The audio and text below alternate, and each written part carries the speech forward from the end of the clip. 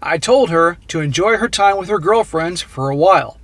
I then rushed home where a friend of mine was waiting with my pickup truck. I already cataloged all her stuff, clothes, electronics, etc. I packed up all her stuff in pre-made boxes and loaded the truck.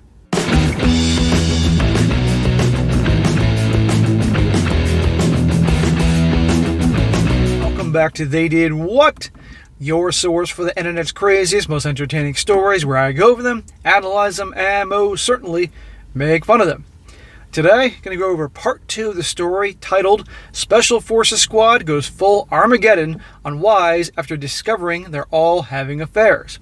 As a very quick recap, because I know this is recent because I did the video early today, this was about the guy who is in the Special Forces. He and his crew, his squad, they're all good buddies, and their wives all hang out and all that. And one day they were having a barbecue, and the guy went over back to his house to get some more beer and overheard his wife amongst all the wives of the guys in his squad all talking about their affairs and how they all hook up regularly in their houses when these guys are away deployed, risking their lives, and what hotels to go and how they do it in their own cars, all these despicable things. And as you can imagine, it certainly crushed the guy, but then he came to, and he told all his buddies about this, and it was quite a mess, as you can imagine. But then they all formulated a plan how they're going to divorce all of them and figure out a very concise plan to go full Armageddon, those were his words, on the wives. And it ended with their plan of action.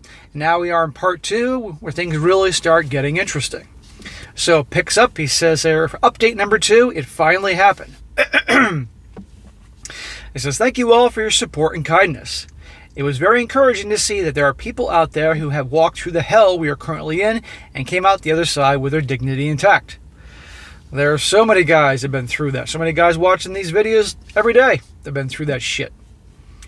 So many people DM'd me and gave me the strength to keep fighting and have my brothers back.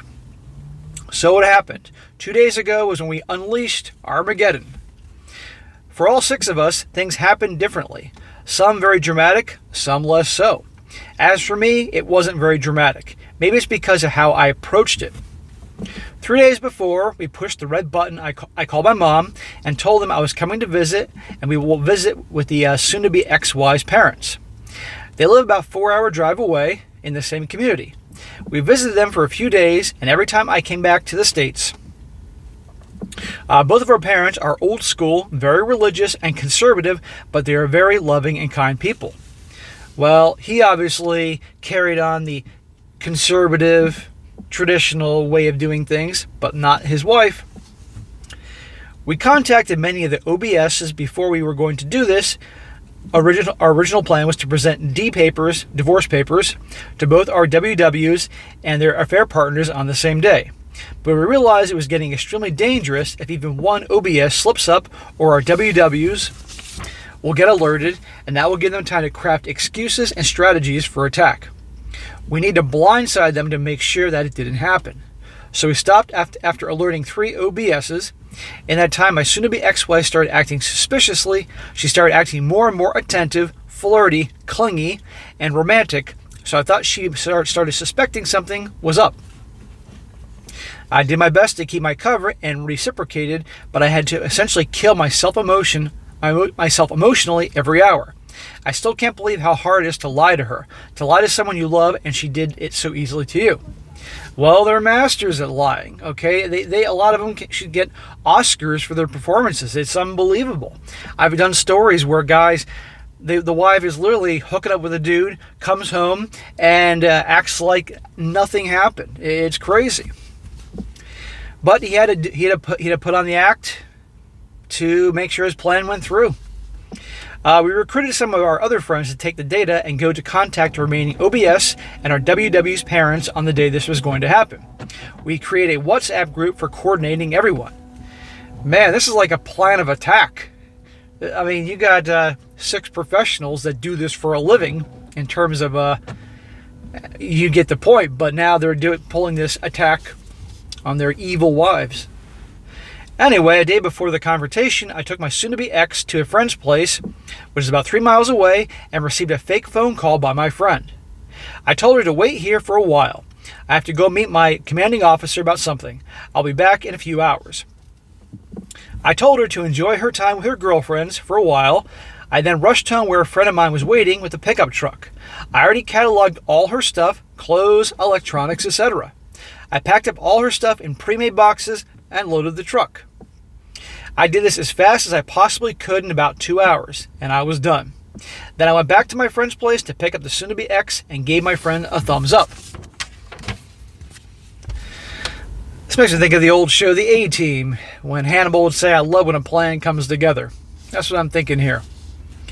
I then drove in my car with my soon-to-be ex, and my other friend with the truck followed at about a 1-hour distance. We got to her parents' house at about 1500 hours, and my mom arrived at about 1700.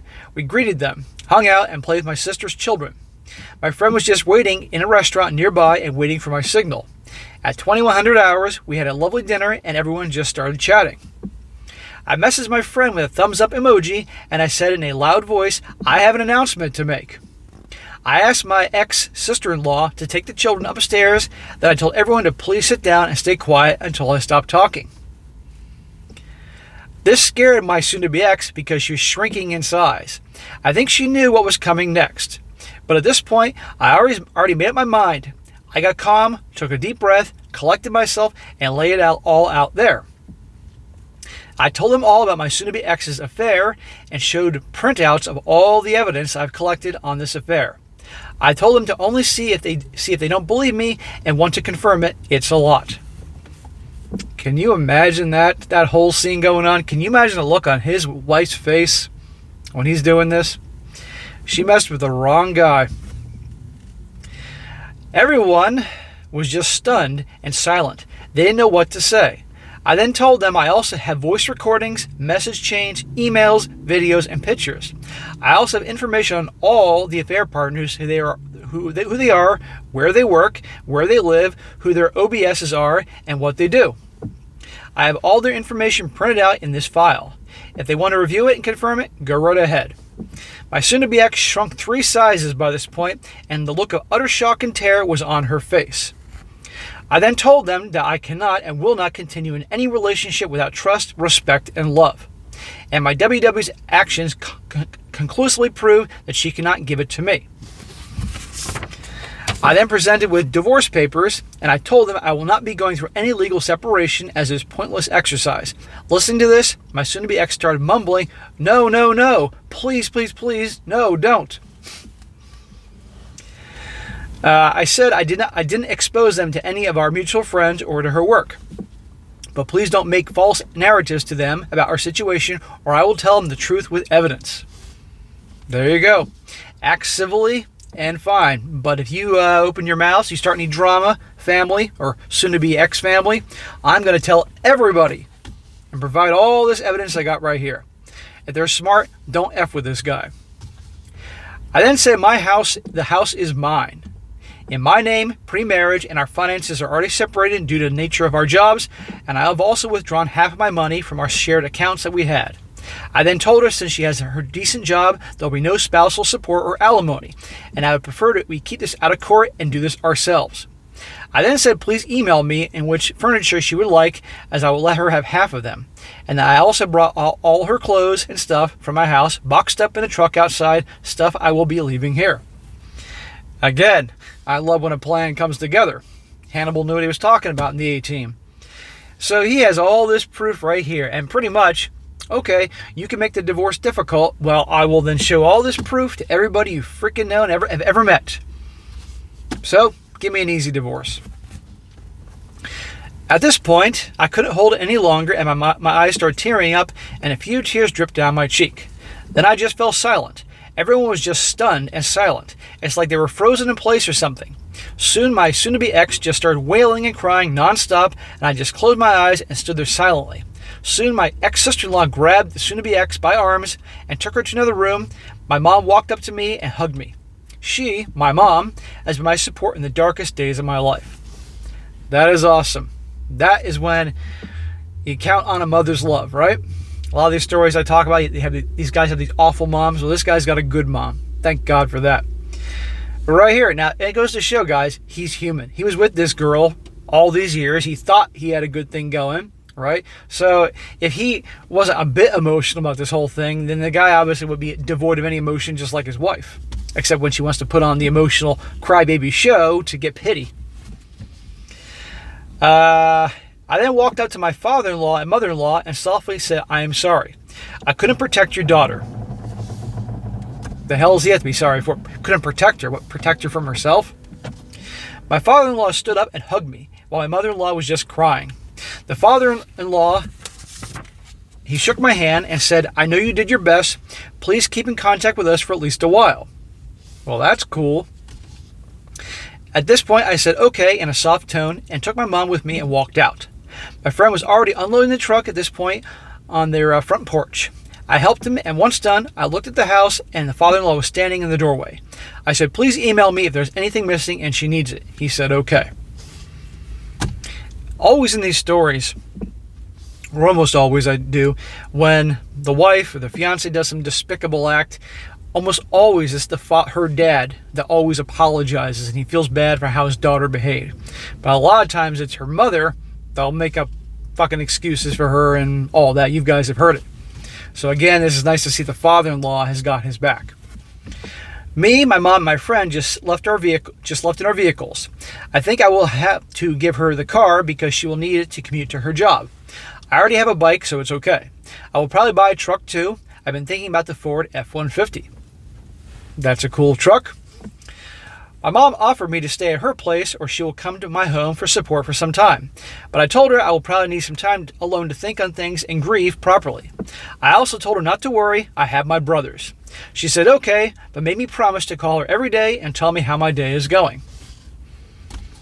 The mother's love doesn't stop. You're always her little boy.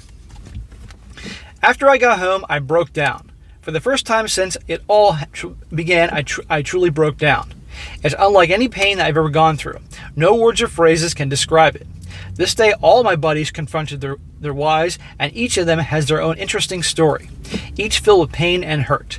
All the known OBS have also been informed, and 2 OBS whose families moved out of the state have also been emailed with all the relevant data. The next day, me and my buddies got together and just sat in silence for a few minutes, then broke down and cried. We then talked about what happened, how we handled the D-Day and exposure, but that's what surprised me. They told me context was different for each of them, but their wives made excuses like, "I can explain this, blah, blah, blah." They even threw each other under the bus, blaming each other for their actions, but my soon-to-be ex never did this. She just stayed quiet. Anyway, we just stopped talking about them and distracted ourselves with other things. Again, like I said in the other video, it's so awesome this dude has it is terrible this has happened to all these guys, right? I mean, I'm not going to deny that, but at least he and his brothers, who literally have taken bullets for each other, are in this together and they can get through it. If it was just one guy, I mean, I don't know, it would just be, they'd be there for him, but it wouldn't be the same, you know? And notice he mentions how his situation was drama-free, but they were twisting it around. I can explain that type of shit. How can you explain you having affairs all these years and having it all, laughing about it, joking about it, and all that, you know? Anyway, he says, it's been 2 days. Damn bug. It's been 2 days since then, and my soon-to-be ex has been blowing up my phone and email. She is apologizing endlessly, but I haven't replied. I just ignored them. Good. Don't respond. There's no point to talk to her anymore. She can talk to an attorney. These last 2 days have been very difficult. I can barely breathe. I can't stay at home. Every time I enter the house, it feels like the walls are closing in on me. So I just spend most of my day outside with my buddies. I'm thinking of putting in a request for early deployment with my CO. I just want to go away and spend time away from here for a while. But after I get the divorce papers signed and filed in court. Well, that's where we are right now. It hurts beyond madness. I'm thinking of going on vacation with my buddies for a while, just to distract ourselves for a while. And that is it for part 2, and I'll be doing part 3 tomorrow. And let me tell you, I think that would be a great idea if he goes on a vacation with his buddies. They all need to get away. Or, like he said, if I'm going to be deployed, hopefully in a safer area, just to escape.